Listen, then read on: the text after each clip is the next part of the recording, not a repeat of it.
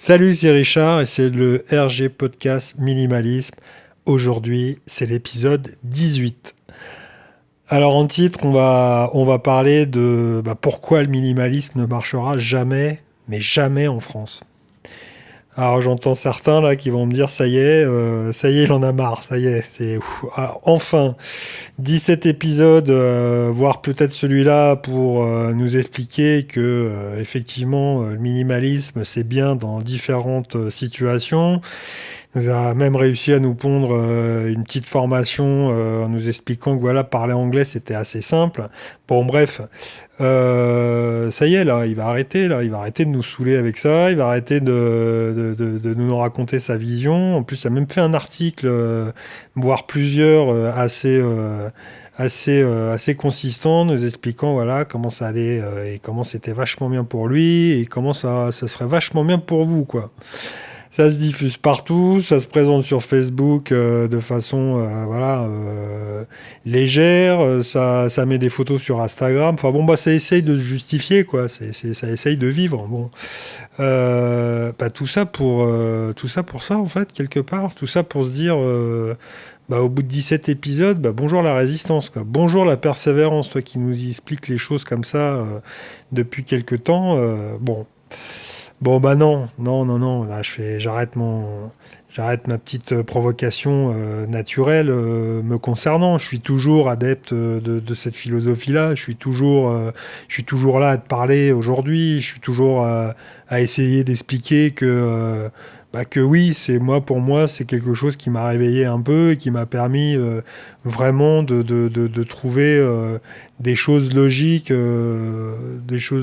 à ma vie quelque part, de façon générale, parce que ça se met de partout, ça s'embrique de partout, donc ça peut que être bénéfique. Mais là, ce que je dis, c'est que c'est peut-être un créneau qui est peut-être compliqué, parce que c'est les Français, quoi. C'est les Français, c'est là où je veux mettre où je veux pointer, où je veux faire, où je veux appuyer, où ça fait mal, parce que de façon générale, par rapport à notre mentalité, par rapport à ce que l'on est, notre histoire, c'est dur de lancer ça. C'est une mentalité complètement différente. Est-ce que c'est une mentalité anglo-saxonne? Peut-être, mais non.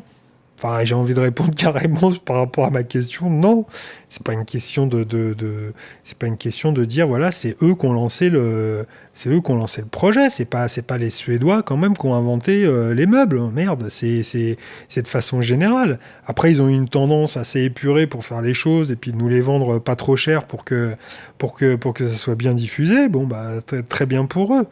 Mais non, moi je dis voilà, c'est simplement que nous, on a quelque chose là de réticent. Et alors, je vais pas faire le réac et vous raconter ou te raconter plutôt les problèmes que tu as dès que tu commences à demander quelque chose en France. Ouh là là, c'est compliqué. Ouh là là, vous voulez faire ça, mais comment vous voulez le faire? Et puis ouh là là, mais là il faut des diplômes ou alors il faut beaucoup beaucoup d'argent. Et puis il faut pas se louper. Et puis il faut bien maîtriser les choses avant de commencer quoi que ce soit. Donc on est forcément dans une ambiance où quoi que tu fasses, que ce soit de ta famille qui te motive, j'allais dire qui te moque, mais qui te motive pas vraiment, et à tout ton entourage extérieur qui fait que c'est très très compliqué d'obtenir déjà rien que des informations, mais alors après des résultats, faut voir. Enfin, on n'est même pas catalogué, c'est qu'on est conditionné comme ça. Alors je sais pas s'il y a des penseurs là qui ont bien organisé les choses pour qu'on soit sans parler de religion, sans parler de choses comme ça, là en train de se dire non mais ne tente rien, parce que de toute façon si tu fais quelque chose, si tu sors des sentiers battus, là ça va pas le faire, et puis tu vas te retrouver avec forcément le reste du troupeau qui va t'expliquer que c'est pas bien de faire ça, quoi. Donc ouais, c'est ça, quoi. C'est cette vision qu'on a, c'est cette vision que on peut pas les faire. Alors je parle d'une généralité, attention, hein, si toi tu bouges, si toi tu fais des choses, si toi tu as l'impression justement d'entreprendre dans différents domaines de ta vie des choses, te sens pas complètement visé, mais tu comprends ce que je veux dire, quoi. Je sais pas, moi, ça vient de quoi? C'est notre histoire qui est si pesante. C'est le fait qu'on a été des penseurs et qu'on a dirigé pendant des siècles comme ça les mentalités, le monde, la culture et autres, qui fait que maintenant on se croit arrivé. Là, ça y est, j'ai gagné le trophée. Bah, je le remettrai plus jamais en jeu. Bah non. Non, non, ça se remet en jeu tous les ans, et puis il y en a qui le font bien, alors que franchement, quand tu regardes, c'est vraiment pas, ils partent de loin les garçons, et puis bah non, nous, je sais pas, c'est trop de vocabulaire, voilà, ça fait que quand t'emploies trop de mots ou quand tu les emploies un peu trop compliqués, forcément tu perds des gens dans la foulée. Mais voilà, donc moi je sais pas, je vais donner un chiffre parce que j'ai même pas été vérifié, je te l'avouerai, enfin si je l'avais, mais je l'ai pas là comme ça, mais il y a 45 millions d'Américains, enfin d'Américains à Amérique du Nord, hein, je parle des pays aussi francophones, hein, où on parle français. Qui sont minimalisme, quoi, qui utilisent cette notion-là, cette philosophie, cette culture, cette mode, ce que tu veux, cette tendance, enfin cette idée-là de minimalisme, elle est ancrée quelque part, alors chez eux de façon, je sais pas, franchement, là, je m'interroge par rapport à certaines choses, mais c'est pas que des mangeurs de pizza qui consomment à longueur de temps du cinéma, du popcorn, et voilà, il y a du monde qui se réveille. Et la simplicité, c'est pas que des mouvements comme ça d'Américains qui sont bons en communication et qui vont véhiculer ça aux autres, hein. Tu prends la vie, bouddhiste, tu prends la vie en Asie. Putain, mais les choses, elles sont super simples. Enfin, t'as besoin d'avoir un appart, l'appartement, bon, faut avoir des ronds, c'est toujours pareil, hein. On peut pas non plus, par rapport au monde, on peut pas non plus tout avoir gratuitement. Ça, ils disent de moins en moins. Mais en cherchant bien, on peut en trouver des choses gratuites, hein.